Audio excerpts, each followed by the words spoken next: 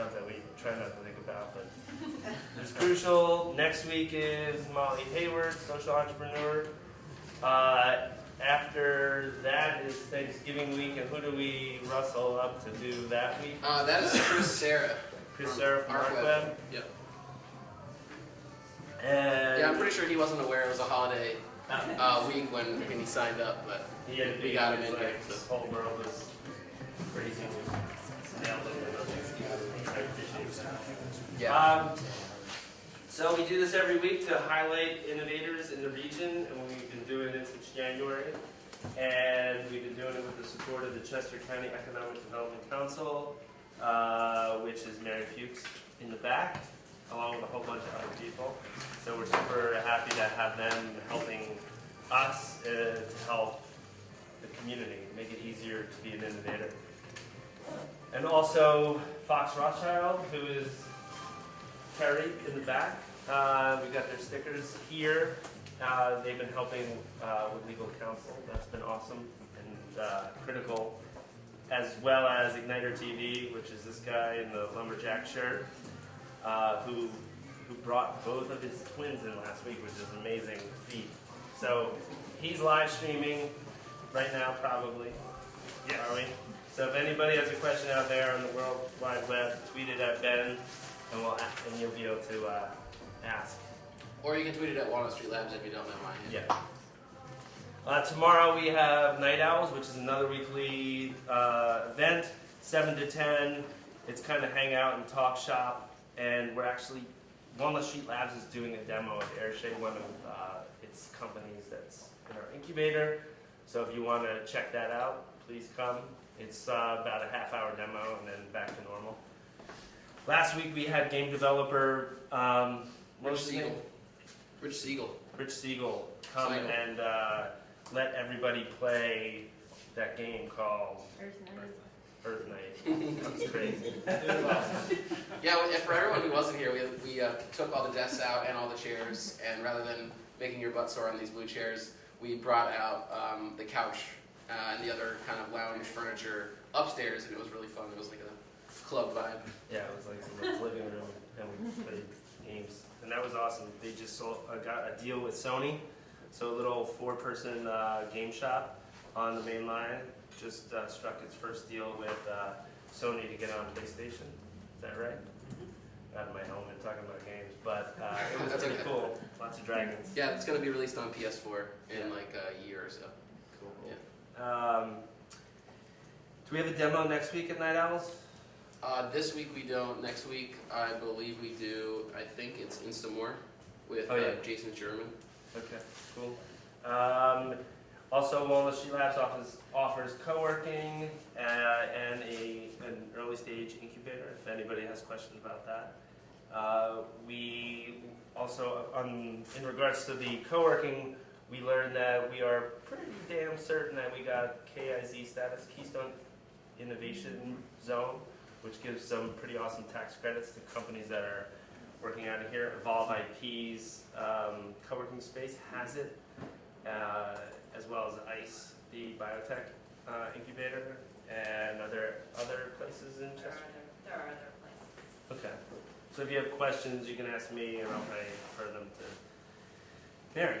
So let's see. Is there anything else? Indie Film Night.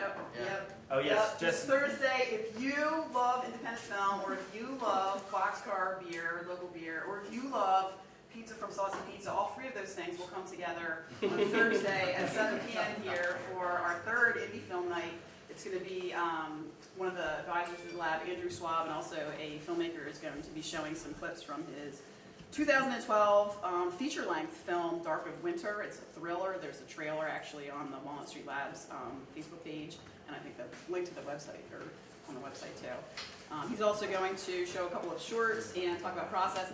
Apparently, he's had some experience with proper firearms handling and special effects. So he will be talking about those things, which who doesn't love proper firearms handling? So that's 7 o'clock on Thursday. That's okay. Cool. Yeah, and right. last time we had 100 people in here. So if you want to see fire codes in being broken, come here, live tweet. Us that are most dangerous.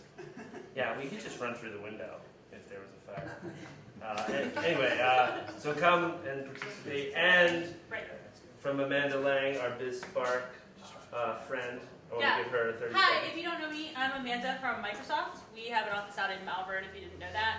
And we are working with Walnut Street Labs right now as a BizSpark network partner, meaning if you have a startup, you have access to free software from me. You can see me about that if your startup is less than 5 years old and makes less than $1 million a year. Other thing that I want to say, more importantly right now, well, they're both important, but Microsoft is doing a meet and greet for startups in local government, state and local government, and at in Philadelphia on December 12th.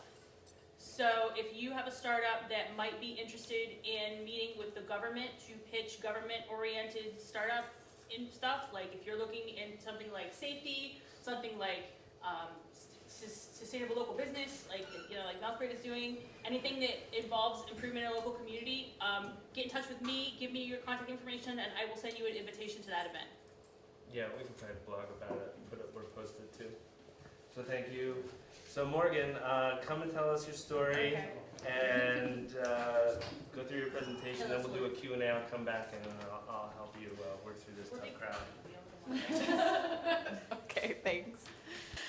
Hello, I'm Morgan. I'm the co-founder and CEO of MilkCrate. We're an app that helps you live more sustainably. I'm going to just kind of tell you a little bit about my story and then the company and then just kind of the craziness that has been the last 6 months of my life. And yeah, so am I too far from the thing? Oh, okay. So MilkCrate started when I was getting my master's in sustainable design at PhillyU. I was in my second year, and that's when you have to batten down the hatches and figure out what you want to focus on. But my master's program was focused on the built environment and architecture. And I am not an architect, and I am not an engineer. And so I kept thinking, what could I design that if it breaks, no one will die? Because I should not be designing houses. And I started thinking about an app, and specifically one that would help you live more sustainably, because before I'd started my master's, I had started reading Grid magazine. Does anyone know about Grid? Yeah, okay. It's a local publication that's only in the Philadelphia area right now, but it focuses on sustainability and specifically in Philly. And they have directories about like local bike shops or recipes using local food, and they cover all the things going on in the city, from bike lanes to fashion to whatever. And I was really inspired by what I was reading, but I was also getting really frustrated because I was spending a lot of time You're amazing. I feel like a queen right now. I was spending all this time kind of like taking this print magazine, and I would look in their calendar and I'd enter the events into my computer's calendar, or I would see an ad for a business that sounded interesting and I would Google it. And so I was spending all this time kind of taking this print media and making it digital with my phone or my laptop. And I didn't really think about it until 2 years later, but at the time I was like, wow, I really want to work for this magazine. So I worked for Grid for about a year as the director for community engagement. And I helped put together those directories, and I helped create those news stories. And I was just kind of one of the people helping make all of that content happen. But I kept getting frustrated every time it would go to print, and I would get a phone call or an email from a business owner like, you got the address wrong, or you need to fix this. And I'm like, damn it. And that's the problem with print. You can't change it. And I've learned that the hard way now in my role with MilkCrate, when you get a news story printed and you can't change your quote. So it just kept sticking with me that like, this media is really limited. Obviously, that's not the most groundbreaking revelation, that print is limited and digital can be better in certain ways. But for this particular niche community and this need, no one has really solved that. And so when it came time to figure out what my master's thesis was going to be, I'd been working at Apple for about a year as a specialist, which is not that fancy. I was basically just helping people figure out how to use mobile technology and computers and solve their everyday tech problems. But I felt like, oh, that qualifies me to design an app. I helped sell computers part-time for a year. That makes sense. So I decided, well, you know what? I'm going to take the enthusiasm and potential of what Grid represented, but try and make something new and special and bigger that could help everyone everywhere at any moment with any question that has to do with sustainability. And I guess the craziness that you have to want to do something like that came because I was raised by entrepreneurs. Both my parents are entrepreneurs. My mother wrote a book called The Thrift Shop Maniac's Guided Tours, and it was kind of like a Zaggett's guide. I don't know why I'm still holding this. It's way too hot. It was like a Zaggett's guide for thrift shops, and it was in the Delaware Valley, and she went through 3 editions, self-published, self-edited, and authored, the whole thing. Does everyone remember Kid Picks? There's a little, see that blue book in the middle there? That's the cover of her 3rd edition. And Kid Picks was like, yeah, you remember Kid Picks? It was the, same, me too. I'm not kidding. Someone should write like a book about what Kid Picks did to our generation and made us all think we could be graphic designers. But anyway, she used Kid Picks to do all of the art in her 3 books. Yeah, no, you can, if you come look at this, you'll see. It's covered in Kid Picks stamps. So like I had a mother who did something crazy and was like, yeah, I can do this, why not? And she did, and so I kind of grew up with that. So I kind of went, why not? I can do this. So we're right at that moment now in the company where we're like, okay, things are going really well, and in the next couple months we're going to find out if I was right or not. Okay, what's the next slide? Ben, you want to do a little manual? Yeah. It worked. Oh, that was no, too many. That was too long. Okay. Okay, very good. So I kind of already went over this, but basically, my confusion about how to live more sustainably is what inspired this. And when I was doing my master's thesis, I learned that pretty much everyone else is confused too. And they want to, there's that desire to make the right choices, to be that better person, that better version of yourself, and to transform your choices. But we're stuck in our habits and we're confused and the information's spread out. And so that's the real pain point that we're trying to solve, is to help us all be that better version of ourselves and make those lifestyle choices, but in a way that doesn't hurt, it actually feels good. I'm gonna just keep cinching, okay. And when I looked at what was out there, I don't know, are there any green apps that you all use right now for anything? Yeah, well there's a lot out there, but they all do these niche little things. Did you say something? No, no one, you did, what did you say? What were you? I was just confirming that there were a lot of green apps. There are a lot of green apps out there, yeah, and this is just 3 of them, but my master's thesis, I wrote a 120-page research paper looking at all of the apps out there and all the other tools. How good, they just raised, I think, $2 million up in New York. They're a barcode scanning app. It helps you just scan products that are food to see what the, how many green leaves or whatever they got. So they're these like really niche, one moment in your life, you'd have to really think, okay, I need the right app for this moment kind of thing. And so, there's a lot of other apps that are very siloed by their technology that they're focusing on, the category they're focusing on, or the geography that they're active in.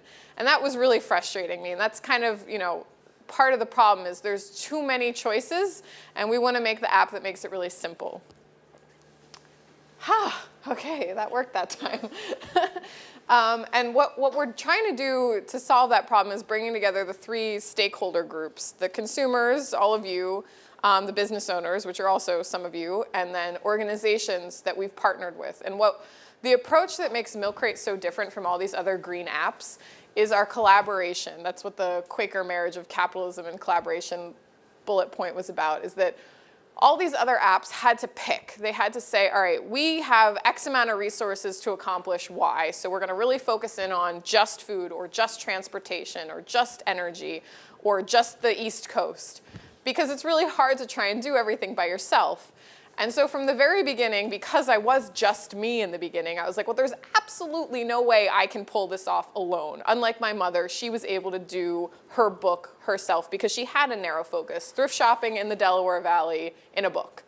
And she knew how to write. I don't know how to code. I don't have the data. There were all these things I didn't have. I just had the desire and the insanity to do it.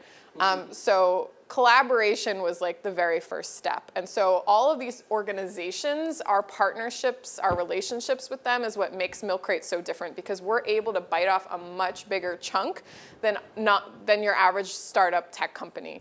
Our partnerships bring us data users and new geographies. And so we're going to be able to do that. We already have 20 lifestyle categories in our database: food, fashion, energy, transportation, education. It goes on. We're not just doing one narrow focus. And we're also able to not just be a directory, which is something people have kind of done, whether it's been done well, done mobily, that's not so clear.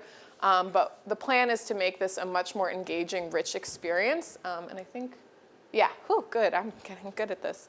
So I was reading Forbes magazine this past week because I wanted to see if we were in it, because we weren't. But we were at the Forbes 30 Under 30. We were one of the companies that pitched at the Forbes conference a couple weeks ago.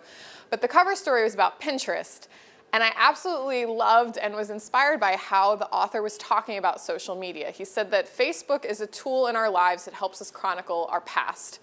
Twitter is a tool that helps us engage with our present. And Pinterest is a tool that helps us kind of chronicle or track our aspirations for our future, the things that we want next.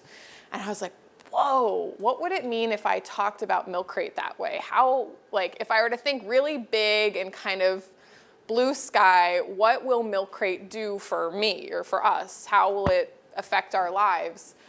And I was saying this same sentence during talking with one of our investors, and before I could finish the sentence, she said exactly what I was going to say, which is MilkCrate helps you be a better person. Which I was like, wow, yeah, that's it. And now I'm kind of trying to refine that, and it's something like we help people do good so the world can be better or something. So it's more like you as an individual and then the broader impact. So I'm still working on that. That just happened like in the last week. But that's kind of the big picture of what we're trying to accomplish and how I'm kind of inspired by how these platforms are, the roles that they're playing in our lives. Oh, I keep meaning this is the, that was supposed to be the inspirational slide of we help you be a better person. You're supposed to see the solar panels and the polar bears or whatever is on there. And come on. Okay. So like I said, collaboration is huge, and that goes for our partner organizations, and we have about half a dozen of those, but it's also about building a team. And again, it was just me in the beginning. I met my CTO and co-founder, Jason Cox. Actually, we officially met at TEDx Philly, which feels kind of epic looking back, but we'd gotten introduced through a mutual kind of friend, professional connection, and he was already working at a startup, didn't have time for me, but he overnight became our #1 social media fan. That man retweeted, reposted, and liked everything that MilkCrate did. So I was always seeing his little, the little circle with his face in it, and he's very distinct looking. He's got like crazy like squire hair from like the middle like he's a very unique looking person. And so I was always seeing this little like circle guy popping up in our social media. So when I was at TEDx and I see him like 100 people away, I was like, I know that guy. And so I went up to him and I was like, Jason, right? You're my #1 fan. And he was like, yeah. And I'm like, dude, I am out there telling everyone I'm going to build this thing, and I have no idea. Like, I can barely write HTML and CSS. I cannot build this app. Do you know anyone? And he was like, oh, well, I got laid off 2 days ago, so I'm free. And I was like, yes. I mean, I'm sorry, but yes.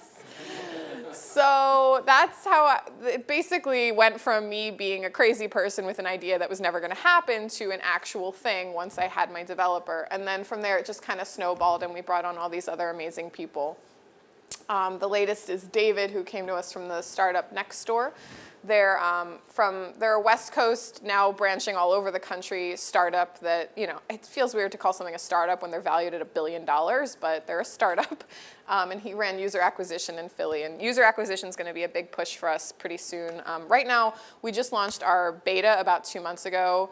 You should download it because it makes us look better, but I get that it's not that great yet. It's a very basic MVP that helps you access our database. And our database is mostly in the Philly area, but there are a few listings out here, but they're few and far between. So if you have any ideas of local sustainable businesses, you can actually go onto the MilkCrate website, and there's a Get Listed tab, and you can just enter them in there as just a consumer. You can just say, I know about this business, and then we'll look it up and get it in there. So please do that if you know of any awesome businesses. No. Okay. I keep getting ahead of myself. So yeah, no. It's okay. Oh. That's because we're trying to work. We're both doing it? Each other. Oh, okay. Very good. So yeah, so this is the app that we launched about 2 months ago, and as you can see, it's just basically showing you search results. You can browse at the bottom using the icons, or you can do a keyword or location search at the top.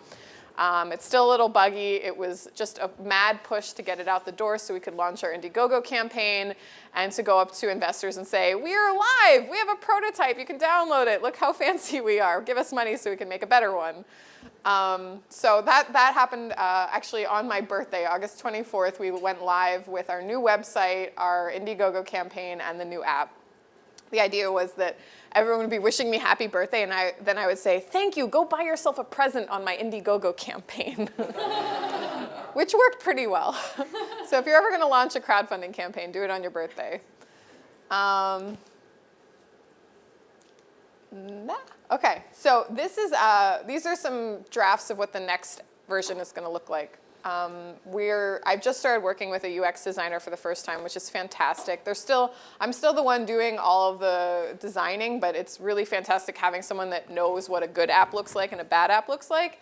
And they're just kind of like, no, change that. No, you need to think about this. So this middle slide is this, and I'd love feedback once I'm done blabbing, but we're thinking that what's going to make this really successful is providing that engaging everyday experience where you can go and see what people are doing in your community to be more sustainable. And a lot of those actions are going to wind up being sponsored by places like the water department or the energy co-op or local green companies, whether it's a restaurant or Wash Cycle Laundry that picks up your laundry by bicycle.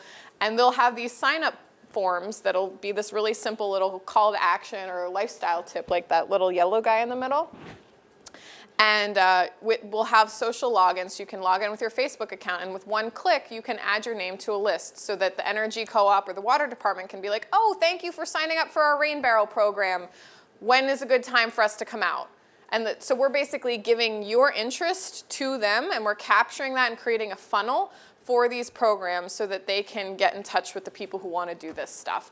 So with one click, you can then make that decision, and then the rest is on them to kind of work it out with you. But we're creating that funnel in MilkCrate for participation and engagement.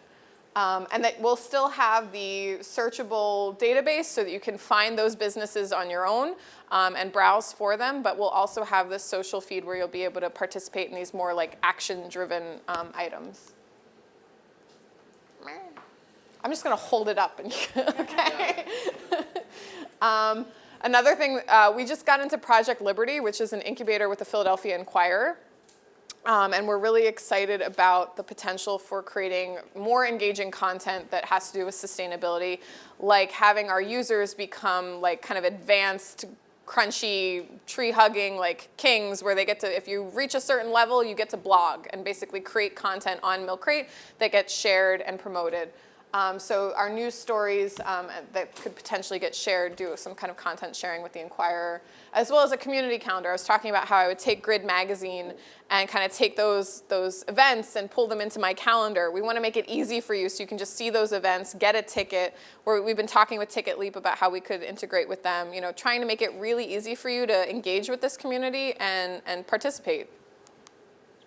One of the biggest feedback items we've gotten with our user surveys is that the first version has no data. You can't click on a page. There's no profile page for businesses. There's no content explaining what the business is, why they're in MilkCrate, what criteria they had to meet. And we knew we were going to get slammed for that. It was just a matter of coding hours. But we do have that content, and in the next version, we're going to show you the green badges that business has earned. So are they B Corp certified? Are they an SBN member? Are they using renewable energy? Those kinds of things. So we're not creating our own criteria system. That's another thing that's bogged down a lot of green apps, is them creating these formulas, the green leaves and the whatever. We're not creating our own standards. We're using the existing standards of our partner organizations. So B Corp is a partner, SBN is a partner. We basically get their lists, import them into our database, and then it codes whether someone's a member or not, and then those badges will show up. And these are those badges. And then the next step will be for users to be able to actually decide, what does sustainability mean to them? What does being a better person mean to them? So they'll actually be able to drag these into the order that matters most, and that will affect their search results. So if someone's really focused on on co-ops, they really care about cooperatively run organizations, then they would drag that to the top. Or if they're a vegan, they drag that to the top so that when someone enters a query, that impacts the formula. So that it's not just an equation of money and geography, it's also about the user's values. Okay, we've also been talking with change.org so that we could integrate petitions that way. So we're not just doing, conscientious consumerism, but we're also doing political action or some kind of civic engagement so that you can actually support causes that matter to you, and that's also a revenue stream for us. And then this is just also kind of showing you this is like if you were to look at the search results, you also have those sponsored action campaigns of like, do you want to compost at home? Click here, you get added to Bennett Compost's potential customer list. Same kind of thing as the energy co-op idea. This is just kind of a graphic that explains what I'm talking about when I talk about our collaborators and how they're kind of at the heart of what we're doing. This is just a sample of some of them, but they're the ones that are bringing us the data of the businesses in that second circle so that we can then get that information out to the consumers, to our users. So I started this company, and in the last 13 months, I think we've spent, in the first 12 months, we spent about $5,000. And then we launched our Indiegogo campaign, which was 103% successful. So we raised a little over $20,000. The next big thing that came right around that time was the Forbes 30 Under 30. And then getting into Project Liberty and starting due diligence with VC. And we've been talking seriously with a couple angels. So we haven't raised a round yet. We've basically built the company on $5,000. We now have a little bit more, although half of that has to go back out the door. We're in very much a bootstrapping phase, but hopefully by the beginning of next year, we'll be able to implement everything that we have visions for the next year. Oh, I think this is the video. Yeah, it's a video. This is our Indiegogo video. I just wanted to show it to you in case anyone's thinking about crowdfunding or interested in how we positioned it. Oh, if you go back and I think you click that, it's just that green. It's just like I think it's 2 minutes, but you can just it gives a good overview of the company and what we were doing. Yeah.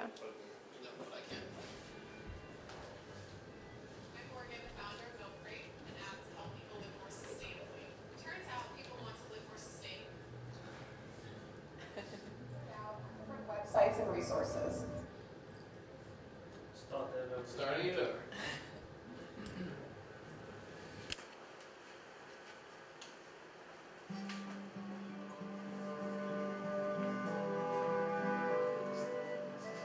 I'm Morgan, the founder of MilkCrate, an app to help people live more sustainably. Turns out people want to live more sustainably, they just don't have the information. It's too spread out on different websites and resources. So we decided to bring it all into one place so people can access information about local sustainable businesses and other resources all in one place. Right now, MilkCrate is a basic tool to search our database in list and map view, but we want to do so much more. Our team worked hard to find 2,000 different businesses and resources in over 20 categories that can help you lessen your carbon footprint while increasing your support for companies that share your values.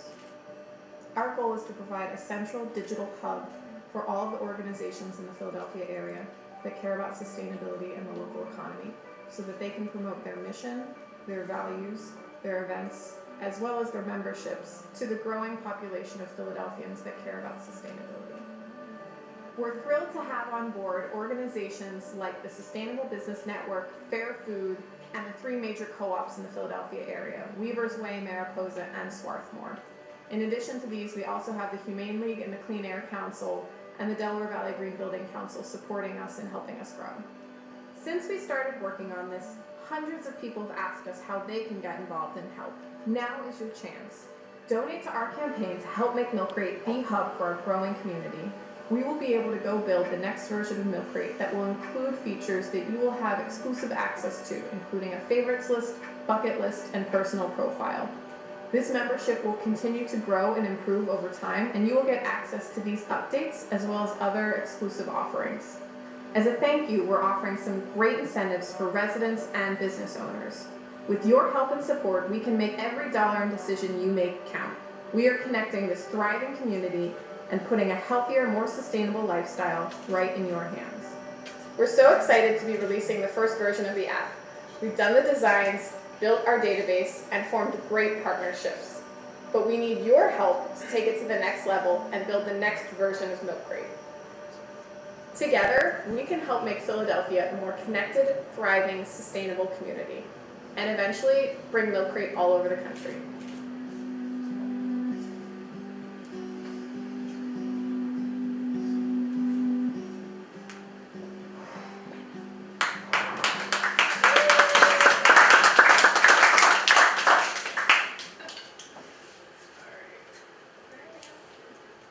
Okay, so this was our campaign.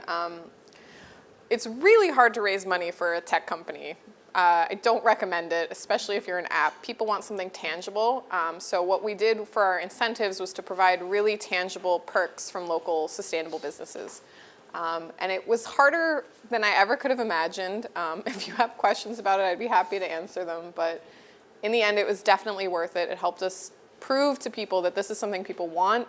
It helped get the word out there. It helped us really get our first, 1,000 users, 1,500 users during that time. And the press, obviously people get really excited about a big thing like this when you've got all of this content and energy and enthusiasm. It really helped get the word out. So that was really, really valuable for us. And then, these are just some of the companies that we worked with and the organizations that helped make it all happen for the crowdfunding campaign and going forward. And we had a celebrity working with us, Connor Barwin from the Eagles. He's a starting linebacker. He's a huge sustainability nerd. He loves riding his bike and SEPTA, and he's just a really big supporter of what we're doing. So he was in our video, and we also have another little testimonial video of him endorsing us. So that was really awesome. And then, I already mentioned that. I need to stop bringing that up. It was just really exciting. Okay, and I already told you about that, and I think that might be the last, is that the last slide? Yeah, it is. Okay, so that's it. That's me. All right, Q&A, house rules. Just introduce yourself real quick, name and something about yourself. So, is anybody ready? Hi, I'm Daniel. I'm a designer here at Walnut Street Labs at 23 North Digital. How did you come up with the name MilkCrate? I love it. Where's okay, well, you see, where's all the way, can you go to the very first slide? All the way at the beginning. No, you're going forward still. Okay. I'll just tell you. So you know how people take old milk crates and they put them on the back of their bicycles? So it's this idea of you're repurposing something. It's going towards this kind of urban lifestyle of biking around the city. And your milk crate on your bike is where you put all of the stuff that you're buying. And it's kind of the container for that mobile daily life experience of living in a city or getting around. So that's kind of where it came from. It's this idea that we want to be the container for those experiences and for those consumer decisions. And it's just the idea of a repurposed, sustainable lifestyle choice. And would you be willing to demo the app here once you release the new one? Absolutely. We already actually built one. Oh, okay. Yeah. Cool. I have a question. There's the milk crate. How are you what's the business model here? So the sign-up forms that I talked about, these companies and organizations want to sponsor the opportunity for us to capture that enthusiasm and engagement. But one of the things I left out on here, because I didn't want to make it too much about that, but we're going to do a freemium model for the business listings. Kind of like Yelp, but without the reviews and the backhanded, shady stuff. We're just going to have a very straightforward, if you give us this much money, you'll get these features on your page. It's not going to impact anything else. And so basically, the starting level would be, anyone can get in for free. For starters, any business that meets our partners' criteria is a member of one of our partner organizations, or meets the secondary thing that we have. Like, say you're a thrift store and you're not going to pay to become B Corp certified. You might not even pay to be an SBN member. But if you take the B Corp mini assessment, we can clearly prove that you belong in MilkCrate. So we're using the B Corp mini assessment. So if you've met our criteria, whether you have one of our partners' stamps of approval or you go through that method, you get in for free, and it'll be that basic page that we'll create with just a description, contact information. But for the premium level, there'll be additional photos, an advertorial about the business owner and their values and how they run their company, and what sustainability means to them. And also, they'll be in this kind of curated, like, MilkCrate top picks thing that people will be able to kind of use as a quick go-to for discovering new businesses. And then finally, the like enterprise level, which is like if the water department wants to create a badge for all the businesses that are meeting their new program, all of our partners basically in the future, not the ones that have already partnered with us, but we'll wind up we'll be beginning to charge them to create those badges in the profile pages that the organizations will have in the app. So those are some of the first things we're going to be testing out, but there are also some other things like that. Oh, and a title sponsorship.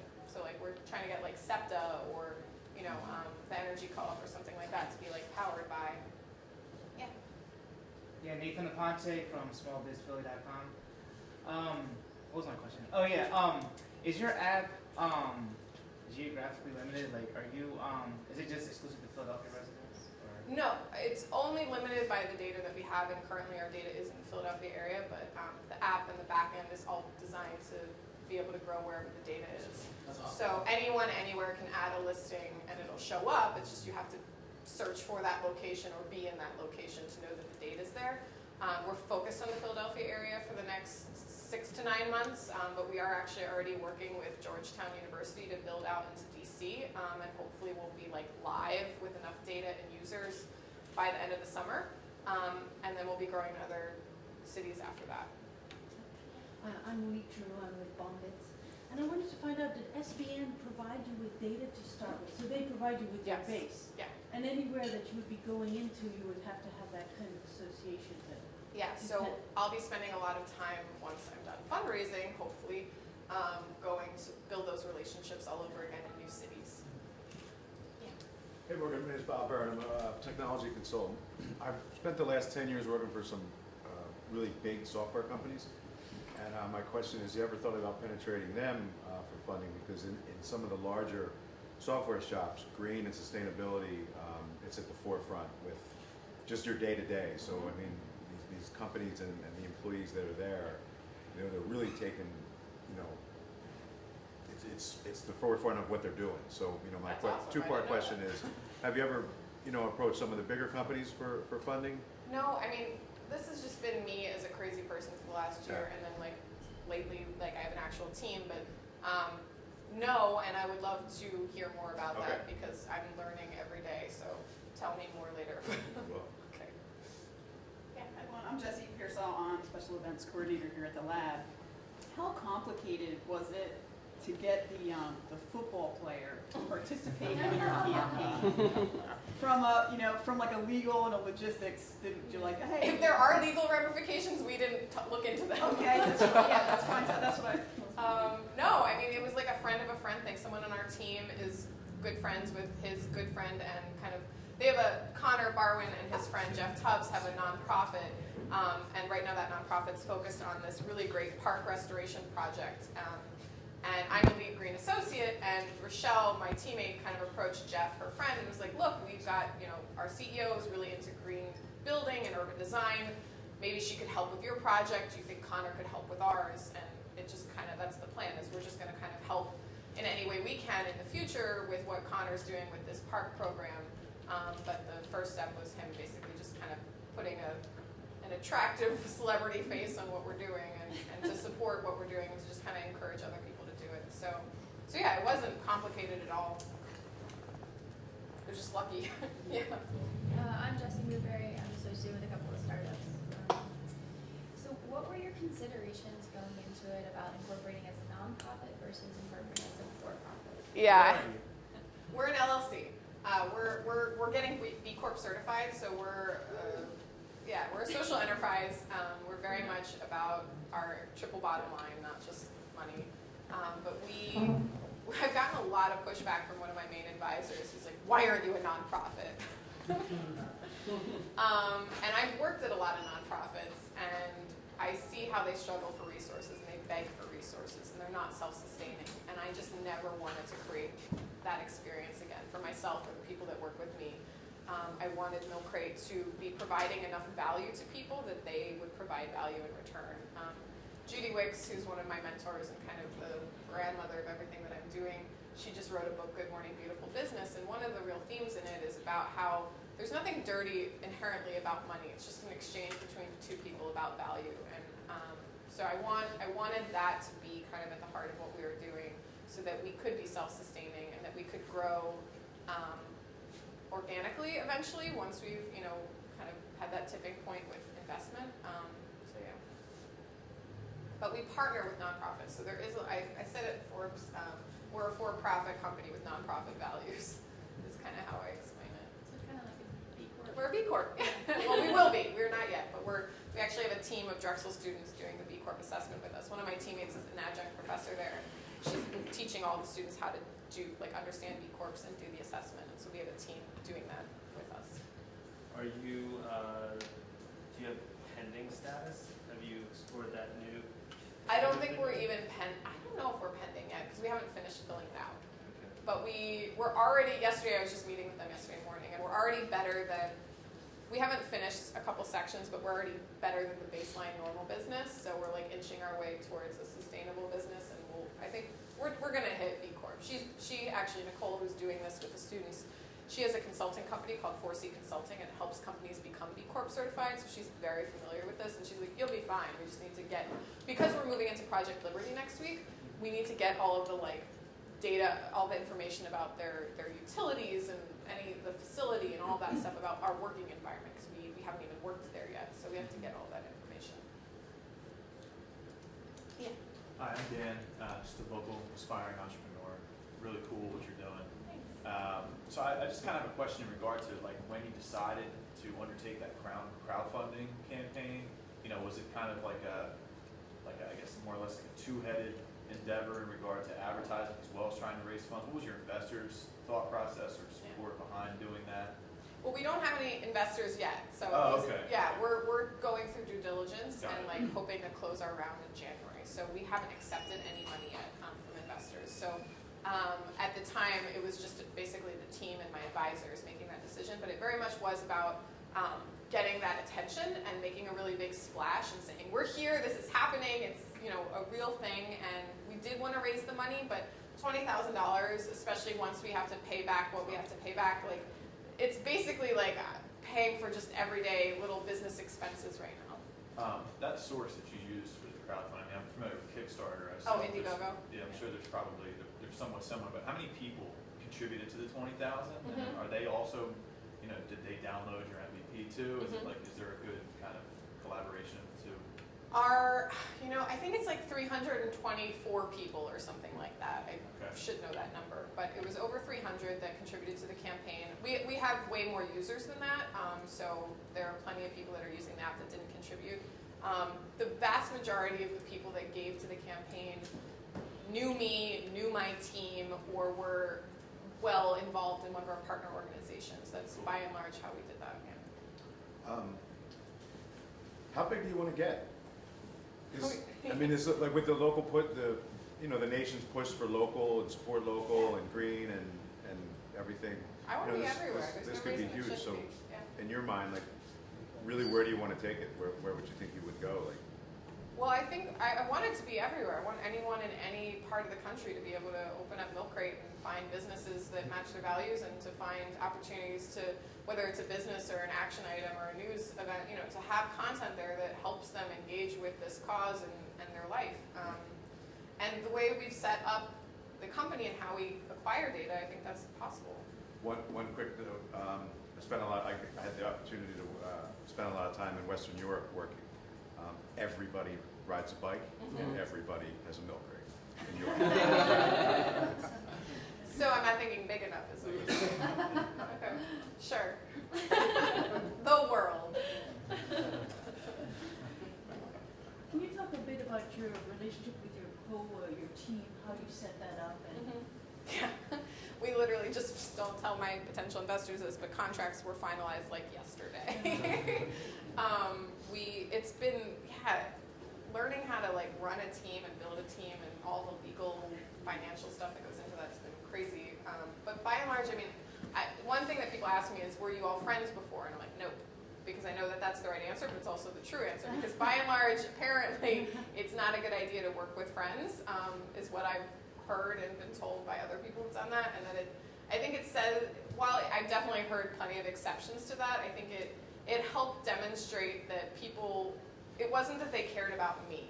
They weren't joining the team because we were already friends. They were joining the team because they believed in what I was doing.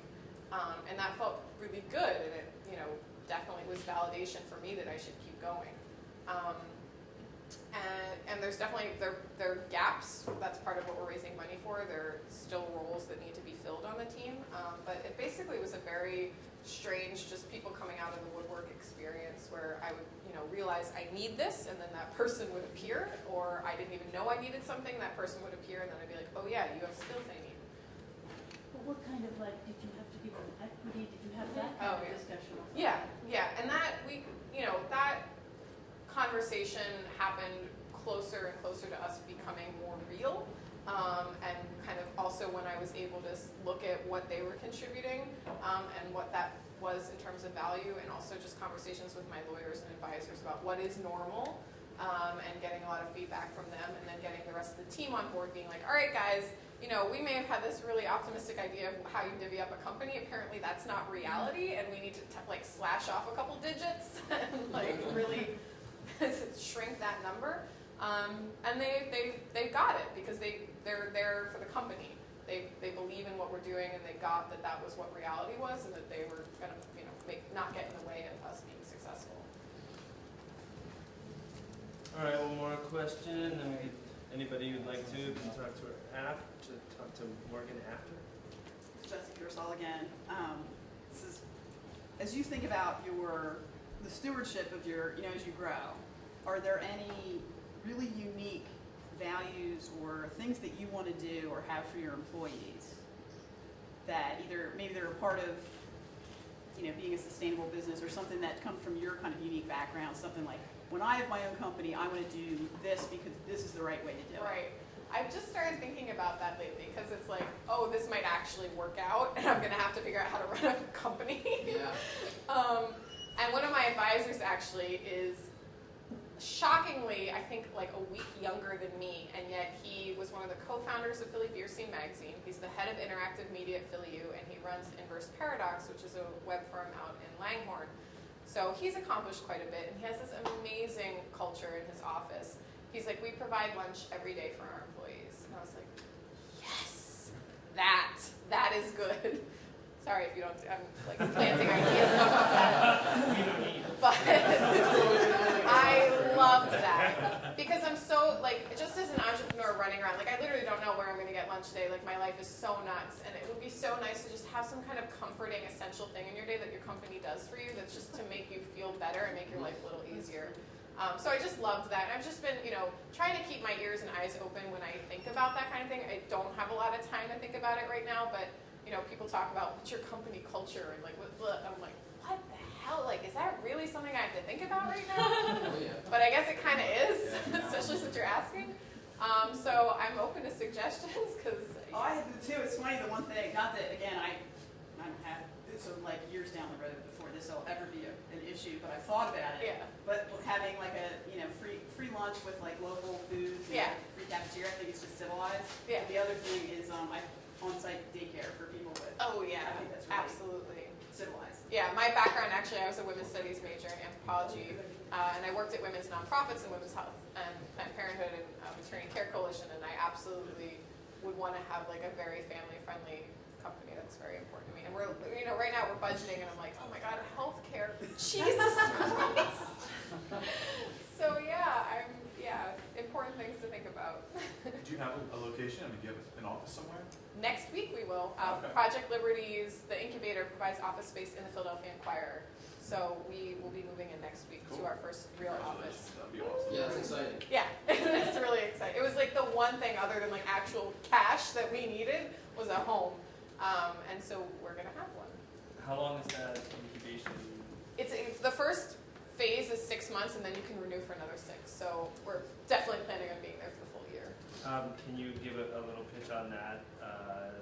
that program? Sure, absolutely, yeah. So the Philadelphia Inquirer and Daily News, their like parent company, IGN, has partnered with the Knight Foundation and Ben Franklin Technology Partners, which is a VC, to create basically an incubator for the newspaper to think about, to basically have access to emerging media and tech companies in the area that could potentially create revenue and content for the magazine, but also just to foster innovation in Philly.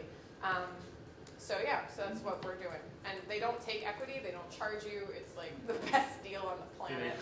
Do they provide capital? They do not provide capital. That's the only thing that would make an even better deal. But they don't give you any money, but they do give you the space and the resources and that direct connection to Ben Franklin, which could help grow that connection, because we are kind of this like feel-good squishy company right now, and they're very like, hardline businessmen, and so it's really good that we'll be able to build that relationship with them over time to help kind of make our case. So that's really valuable for us. And most companies wind up getting an investment from Ben Franklin. So Well, how does that generate income for them, though? the Inquirer. Yeah. So it doesn't necessarily, but there is the hope, but not the guarantee or the demand that it could. So when I pitched to them, we thought about, one of the things I included in my slides was all the ways that we could co-create or share content and revenue. But it's not, that they have pulled some of their tech companies that they've incubated have provided income through new content generation on IGN products. And deep down inside, they probably have good amount of space in there too. Not as much as you would think. I mean, but there's like this corridor in the middle of this giant floor of desks that's kind of reserved for us. All right. Well, thanks for coming out and telling the story.